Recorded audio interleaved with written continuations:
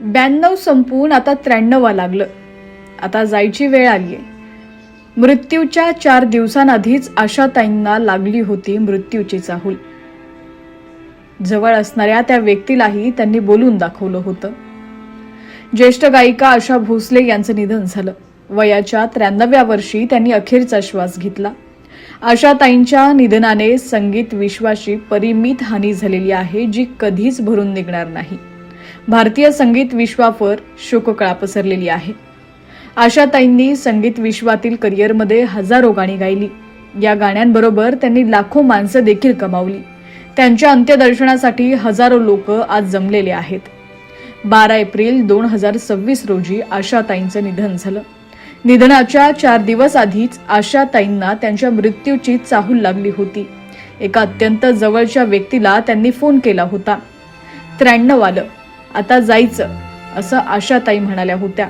आशाताईंच्या काही अत्यंत जवळच्या व्यक्तींपैकी एक व्यक्ती म्हणजे सुधीर गाडगीळ. 4 दिवसांआधीच आशाताईंनी सुधीर गाडगीळ यांना फोन केला होता. सुधीर गाडगीळ यांनी आजवर आशाताईंच्या अनेक मुलाखती घेतल्या होत्या. व्यावसायिक नात्याबरोबर त्यांचे वैयक्तिक संबंध खूप चांगले होते. त्यांच्यात घरच्यांसारखं वातावरण होतं. आशाताईंच्या निधनानंतर एका वृत्तवाहिनीला दिलेल्या मुलाखतीत सुधीर गाडगीळ यांनी दोघांचा शेवटचा संवाद सांगितला. सुधीर गाडगीळ म्हणाले, 4 दिवसांपूर्वी माझं त्यांच्याशी बोलणं झालं होतं. मी त्यांना विचारलं, काय म्हणताय? तर त्या म्हणाल्या, काय म्हणणार, आता 93 आलंय, आता जायचं. आशाताई पुढे म्हणाल्या, आता काय म्हणे, भरभरून बोलण्याचे दिवस आहेत का? वय 93, आमच्याकडे याच्यापेक्षा जास्त आम्ही टिकतो असं नाही. सुधीर गाडगीळ म्हणाले, त्यांना जवळजवळ कळालंच होतं. आशाताई सुधीर गाडगीळांना म्हणाल्या, आपल्या ज्या काही मुलाखती आहेत त्या तुझ्याकडे रेकॉर्ड केलेल्या आहेत ना, मग मला 1-2 दिवसात ताबडतोब ऐकायला आणून देशील ना?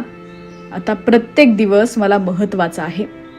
सुधीर गाडगीळ यांनी घेतलेल्या अनेक मुलाखतींमध्ये आशाताईंनी त्यांचं करिअर, वैयक्तिक आयुष्य उलगडलेलं होतं. दोघांमधील हे शेवटचं संभाषण खरंच चटका लावणारं होतं. आशाताईंच्या जाण्यानं निर्माण झालेली पोकळी कधीही न भरून निघणारी आहे.